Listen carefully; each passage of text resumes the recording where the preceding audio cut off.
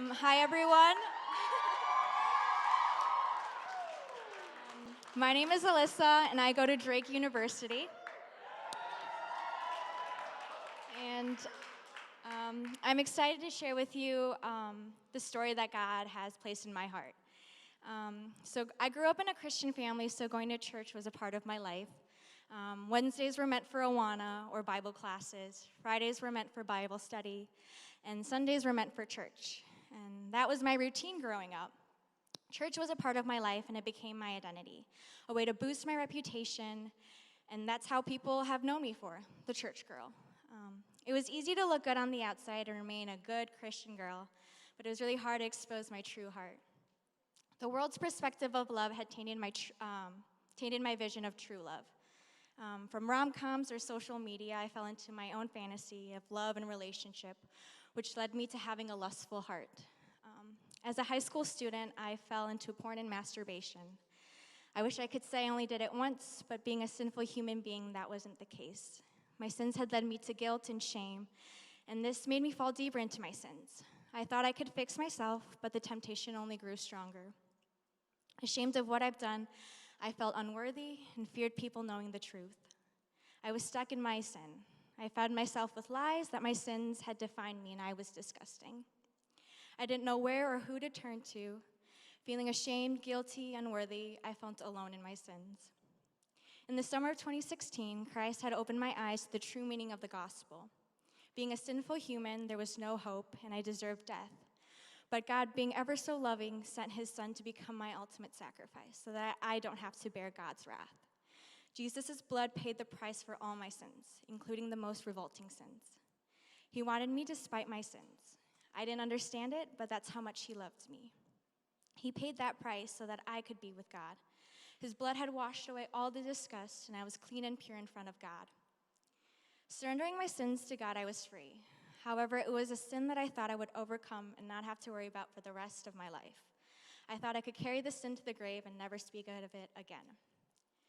Being saved, I was taught that my identity was in Christ, but I was still trying to figure out what that meant.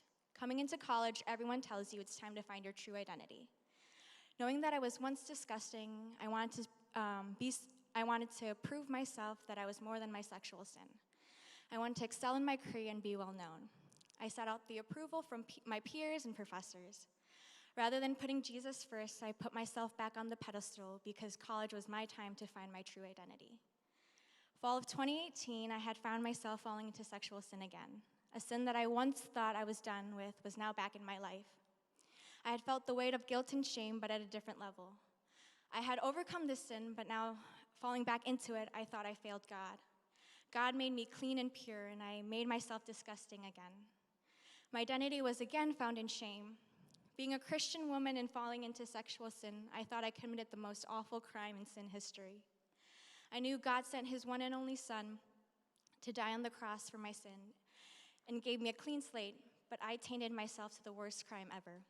I had lost hope because I thought I would never be able to overcome my patterns of sin. The path of righteousness I was supposed to walk on was ruined. I felt like there was no more hope. I was terrified of my sins. But this time the weight of my sin was too heavy to bear on my own, that had to come into light again. I am so thankful for the women in my Bible study, especially Kylie and Kate, for listening and loving me.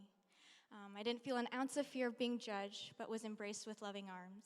They both recommended the Set Free group that Walnut Creek offers, and I signed up immediately that following winter. Going to Set Free, I was surrounded with other female Christians who were struggling with sexual sin. This wasn't a class to fix my sin, but another Bible study to remind me of who Jesus is and how great he is. I was reminded of the gospel and that Jesus died for all sin, past, present, and future sins. He didn't save me from one moment of my life, but my entire life. His death and resurrection conquered all sin. To believe that I can't overcome my patterns of sin is to say that Christ and the power available to overcome sin through him is insufficient. To think that God is disappointed rather than abounding in grace and forgiveness kept a mindset of reward and punishment, which was driven by fear of a caricature of God rather than the true God. The truth is that Christ's sacrifice is sufficient for any and all sin. and my sins are not an exception. He took the wrath that I was supposed to receive, and now I get to be overflowed by God's love. Jesus, who conquered death, has so much power over all my sin, and he gives me the power to walk in freedom, not just once, but every time I sin. He says in Matthew 11:28-30, "Come to me, all who are weary and burdened, and I will give you rest. Take my yoke upon you and learn from me, for I am gentle and humble in heart, and you will find rest for your souls. For my yoke is easy and my burden is light." That is who Jesus is. He provides rest. He never asked me to live a perfect life after I was saved, but to come to him. Now that I can say I am not my sin, and my sin doesn't define me, I am forgiven and given a new life and a new identity. This identity will never change because it's given from a God who is always constant. He's the one who gave me a new identity, and not a new identity in the world, but one found in him as a daughter of Christ. It's not an identity that covers my shame, but replaces it. Galatians 5:1 says, "It is for freedom that Christ has set us free. Stand firm then, and do not let yourselves be burdened again by the yoke of slavery."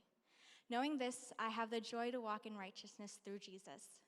The gospel is a message of extravagant grace and love. God lovingly does for us what we cannot do for ourselves. If you have any questions, please feel free to ask, and I would love to talk to you or discuss anything with you. Thank you.